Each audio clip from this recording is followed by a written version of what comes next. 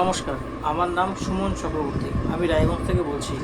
আমি গত 4 তারিখে একটা হন্ডা ইউনিকর্ন 160 বাইক নিই মীরা হন্ডা রায়গঞ্জ থেকে।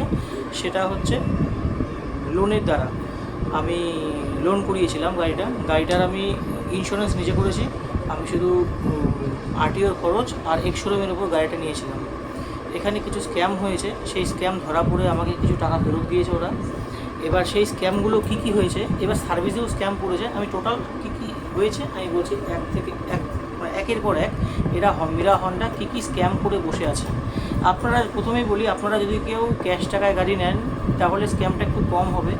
যখন আপনারা ইএমআইতে যাবেন তখনই কিন্তু আপনার থেকে স্ক্যাম এতটাই পরিমাণে করবে যে আপনার পেছন থেকে আপনার 20-30 হাজার টাকা বা পুরো ডাউনটাই আপনার ফাইন্যান্সার আর শোরুম মালিক মেরে দেবে। আপনি বুঝতেও পারবেন না, আর আপনার মাথায় এতটাই ঘুরিয়ে দেবে আপনি বুঝতেই পারবেন না যে আপনি কোন দিক থেকে কত টাকা দিলেন আর কত টাকাটা খেয়ে বসে আছে। এবার শুরু করা যাক যে কী করে প্রথম থেকে আমার টাকা মেরেছে। আমার গাড়িটার দাম হচ্ছে 1,14,700 সামথিং টাকা। তো সেটা আমি কী করে বুঝলাম আমি দেখিয়ে দিচ্ছি। বাবা স্বামী ফোনটা দাও, স্বামী ফোনটা দাও।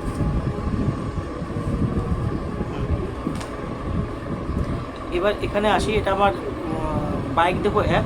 আপনি যে কোনো জায়গায় চলে যাবেন, বাইক দেখো দাম, এটা সরকারি ভেরিফাইড অ্যাপ। এখানে আপনার বাইকের দাম ও কার দেখোতে কারের দাম, আপনার যে দাম আছে এক্স-শোরুম আর অন রোড প্রাইস ওটাই অরিজিনাল প্রাইস। 200-100 টাকা এদিক ওদিক হয় ইন্স্যুরেন্স আর আরটিও, 200-100 টাকা, বেশি না, খুব জোর 500 টাকা হয়, তার বেশি তো 1 টাকাও হয় না। যারা জানে তারা বোঝে, যারা জানে না তারা এইরকম ফেসে যায়। বেশিরভাগ 100-এ 100টা লোকের মধ্যে 100টা লোকই ফেসে, আমার মতো 1-2 জন এরকম আলাদা বের হয়। আচ্ছা, এটা দেখতে পাচ্ছ আসছে কিনা ক্যামেরাতে, যে এটা হন্ডার এক মডেল। এই দেখো, এটা হন্ডা ইউনিকর্ন মডেল, ঠিক আছে। এটা হন্ডা ইউনিকর্ন মডেল, যার দাম আছে, তোমরা দেখে নেবো বাইক দেখোতে, এটার দাম আছে 1,14,787 টাকা। এটার হচ্ছে এক্স-শোরুম প্রাইস। আমি প্রথমেই বলছি, আমি এক্স-শোরুম প্রাইস আর আরটিওর দামটা দিয়ে আমি গাড়ি নিয়েছি, ইন্স্যুরেন্স নিজে করেছি। দরজাটা বন্ধ কর, বাইরে থেকে আওয়াজ আসে। হ্যাঁ, এইবার আমি প্রথমেই বলেছিলাম যে এটা করবো। ওদের মালিকের সাথে আমাকে শুভঙ্কর ঘোষ এলএনটির ফাইন্যান্সার হিসেবে বলেছিল কথা বলে নাও। আমাকে প্রথমে একটা এলএনটি হিসাব দিয়েছিল, 3,993 টাকা তোমার কিস্তি করবে, অন রোড প্রাইস যেটা দেখাচ্ছিল 1,49,700 সামথিং টাকা। সেটা তো আমি প্রথমেই বলেছিলাম আমি এটাতে করবো না, তুমি হিসাবটা অন্যরকম বানাও, আমি এক্স-শোরুমে নেবো। এবার ঠিক আছে, হয়ে গেল। এইবার আমি মালিককে বললাম যে আমি ইন্স্যুরেন্সটা নিজে করব, আরটিওটা তাহলে আরটিওটাও নিজে করবো বলে কিছু তো খেতে দেন। তো সেক্ষেত্রে আমাকে আরটিওর জন্য বললো, আমি বললাম যে ঠিক আছে, আরটিওর যা খরচ আছে 12,269 টাকা লাগে, আর 2,000 টাকা আপনি এক্সট্রা রাখবেন। খুশি। উনি মুচকি হেসে ঘরে চলে গেল। ওনাদের যে মনতোষ দাস বা কি একটা নাম আছে মালিক, তিনি। এখানে হয়ে গেল। এবার আমার গাড়ির দাম 1,14,787 টাকা, আর আরটিওর খরচ অ্যাপ্রক্স আমি 15,000 ধরলাম। চলুন, ওখানে অনেক কমেছে দাম, আমি অ্যাপ্রক্স 15,000 ধরলাম। তো সেই টাকাটার উপর আমার ডাউন লোন অ্যামাউন্ট হবে, সেই টাকাটা টোটাল আমার বাইং অ্যামাউন্ট, ওই টাকাটা। এইবার মজার ব্যাপার, আমি 40,350 টাকা দিয়েছি বাই ফোনপে বা চেক, ঠিক আছে। ফোনপেতে দিয়েছি, পরে চেকটা আমি ফেরত নিয়ে নিয়েছি। তো আমার কাছে এই ছিল। আর অ্যাকাউন্টে, ওরা নিজেদের অ্যাকাউন্টে নেয় না, ওনার বউ, ওনার স্টাফ, ওনার এই সেই এনাদের অ্যাকাউন্টে টাকা পয়সা নেয়। এইবার কী হয়েছে, এরা আমাকে বিল ধরিয়েছে কত টাকা। আমি বললাম জিএসটি বিলটা লাগবে, কারণ আমি ইন্স্যুরেন্স নিজে থেকে করবো, তাই জিএসটি বিল প্রথমে দিতে নারাজ হয়। তারপরে আমি 4 তারিখ শনিবার বিল নেই, 4 তারিখ শনিবার গাড়ি নেওয়ার পর সোমবার দিনকে 12টা-1টার দিকে আমাকে বিল দেয়। তখনই আমি শুভঙ্কর ঘোষকে বলি, বিলটা ভুল আছে, ভুলটা ঠিক করো, আর তোমার যে কিস্তি পড়বে, কিস্তিটা তুমি আমাকে কত বলছো, 3300 টাকার মতো পড়বে। 3300 টাকা হবে না, ওটা আরও কমবে কিস্তিটা। তো এইবার ও বলছে ঠিক আছে, আমার বিয়ে আছে করে ঘোরাচ্ছিল। এই সোমবার, আজকে হলো 16 তারিখ, আজকে বুধবার, মানে সোমবার দিনটা হচ্ছে আমার কাছে মেসেজ এসছে 3,993 টাকার আমার ইএমআই কাটবে 36 টাকা। তখন আমি ওনাকে বারবার ফোন করি, ফোন তোলে না। তারপরে আমি উকিলকে দিয়ে ফোন করাই, ফোনটা তোলে। হ্যাঁ, ফোন তুলে আমাকে সঙ্গে সঙ্গে বলে ঝামেলা ছাড়ো, 5,000 টাকা ফেরত নিয়ে নাও। আমাকে 5,000 টাকা না বলতেই অ্যাকাউন্টে দিয়ে দিয়েছে, সঙ্গে সঙ্গে গুগল পে করে, শুভঙ্কর ঘোষ, L&T ফাইন্যান্সার। এবার আমি তাকে তখন চেপে ধরি, তুমি আমাকে 5,000 টাকাটা ফেরত কেন দিলে? আমি তোমার কাছে প্রপার হিসাব চেয়েছি, তোমার কাছে 5,000 10,000 টাকা ফেরত চাইনি, তুমি আমাকে হিসাবটা দাও যে তুমি আমার কত টাকা লোন করছো। এইবার বেরো হয় কি, ও আমার ডাউন পেমেন্ট দিয়েছে 35,050 টাকা, যেটা ওদের এফওতে না ডিওতে দেখাচ্ছে, সেটাও ভুল, আজকে সেটা প্রমাণ হয়েছে, সেটাও ভুলভাল একটা হিসাব। আমি দেখাচ্ছি ওদের এফও, দাঁড়াও। তো এখানে এফওটা দেখতে পাবে, এফওটাতে লেখা আছে, দেখুন আমি 40,350 টাকা দিয়েছি। আর এই দেখো এফওতে দেখা যাচ্ছে কি না, আমি এর সাথে অ্যাটাচ করে দেবো, এর আগে যে ভিডিও বানিয়েছিলাম অ্যাটাচ করে দিয়েছি, আসছে না হয়তো এখান থেকে ভালো করে, ক্যামেরাতে নিচ্ছে না লাইটের জন্য। এখানে দিয়েছে ওরা 35,337 টাকা, যেটাও ভুল তথ্য, পুরোটাই ভুল। আর এবার আমাকে ইনভয়েস দিয়েছে কত টাকা, ইনভয়েস দিয়েছে 1,37,228 টাকা, যেখানে আমার 14,000 টাকা। এখানে দেখুন, এখানে ধরেছে রেজিস্ট্রেশন চার্জেস 14,979 টাকা, যখন ডিওতে দিয়েছে, তাহলে আমার এক্স শোরুম দাম হচ্ছে 1,14,787 টাকা। আর ওদের রেজিস্ট্রেশন চার্জ, ইন্স্যুরেন্স বেশি ধরেছিল, INS লিখে বলে, ওটা না, এটা AMC হ্যান ত্যান এই সেই ধরে, ওটা ইন্স্যুরেন্স ধরা ছিল, মুদ্রা কথা। এবার আমি হিসাব করে আপনাদের জানাই,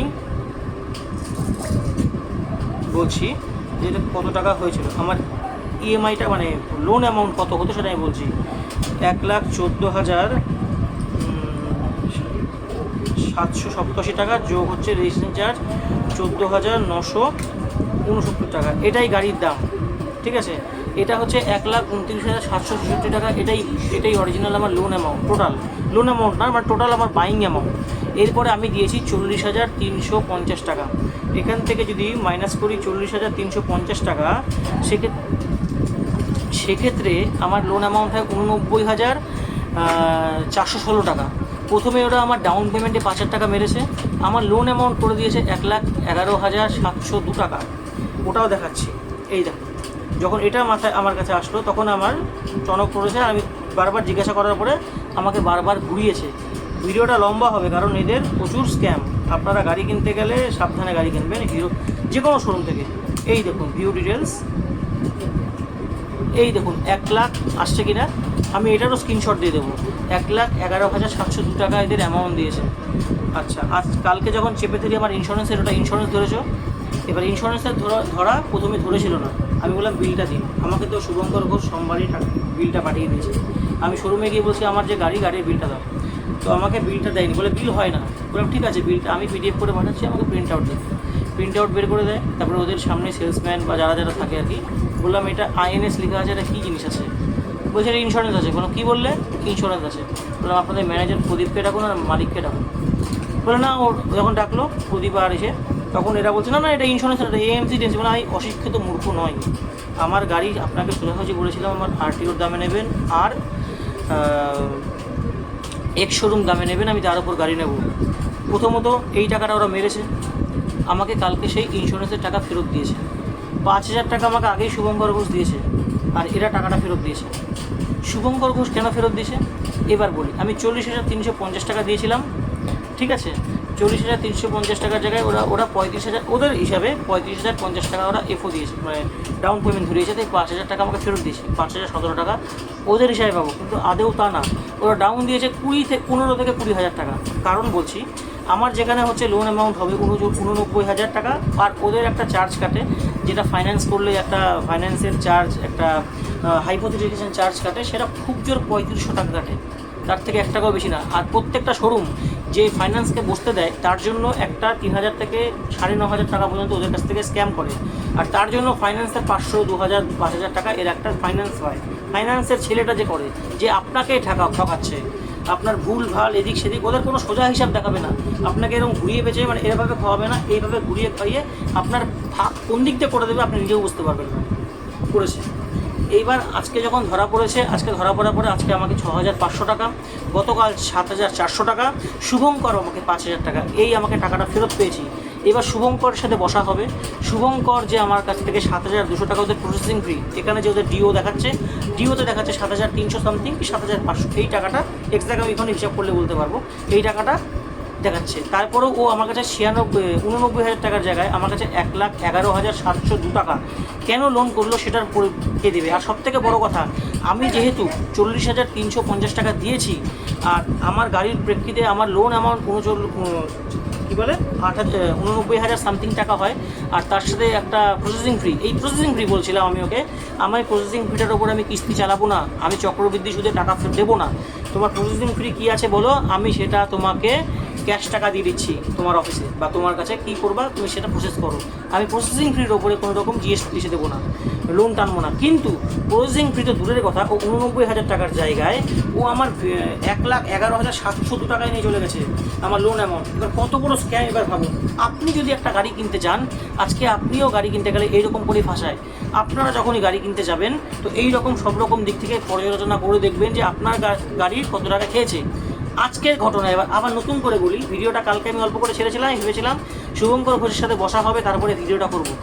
এইবার আমি সার্ভিস অ্যাপ ডাউনলোড করেছি, এখান থেকে মীরা হন্ডা সার্ভিস আমাকে কালকে বিলটা ধরিয়েছে। দেখুন আমি এটাও ক্যাশ দিয়েছি 800 টাকা, আর অনলাইনে দিয়েছি 46 টাকা, ঠিক আছে। 846 টাকার আমাকে বিল ধরিয়েছে। আমি 1 নম্বর সবথেকে প্রিমিয়াম মোবিল দিয়েছি। আচ্ছা, এবার মোবিলে ওরা খেয়েছে। দেখুন এবার আমাকে হন্ডা শোরুমের যে অ্যাপ আছে, আমি এখন হঠাৎ করে খুলে দেখি, এই দেখুন ওরা এখানে সবথেকে ঘাটিয়া মার্কে একটা অ্যাপ দেশে দিয়েছে, মানে সবথেকে কম দামি মোবিল, আর বিল ধরিয়েছে 602 টাকা 12 পয়সা জিএসটি বিল, যেটা আমার সাথে অ্যাটাচ আছে সার্ভিস বুকে। এবার আমাকে এটা হিসাব দিক। আর আমি দয়া করে এই ইনকাম ট্যাক্স ডিপার্টমেন্টকে আর জিএসটি ডিপার্টমেন্টকে বলবো যে এই সব চোরদের আপনারা কেন রেড করেন না, যে আপনাদের প্রতিটা ক্ষেত্রে চুরি করে উকিল দিয়ে, এরা ম্যানিপুলেট করে নিয়ে হিসাব বুঝিয়ে নিয়ে আপনারা কেন সম্পূর্ণ চেক করে না, আর আমাদের সমস্ত গরিব মানুষদের কাছ থেকে এইভাবে দিনের পর দিন লুট করে। 200, 500, 1000 টাকা করে যদি একটা লোকের কাছ থেকে একটা সার্ভিস সেন্টার যদি দিনে 50 টাকারই সার্ভিস বা 10 টাকারই সার্ভিস করে, 200 টাকা করে নিলে তার কটা হয় বলো? 2,000 টাকা তার এক্সট্রা কামাই হয়। আমার কাছ থেকে 240 টাকা মেরেছে, অন্য কার কাছে 500 টাকা মারতে পারে। গাড়িতে আসি, গাড়িতে আমার ডাউন পেমেন্ট ধরেছে মোটামুটি 15 থেকে 16,000 টাকা, আমি ডাউন দিয়েছিলাম 40,350 টাকা।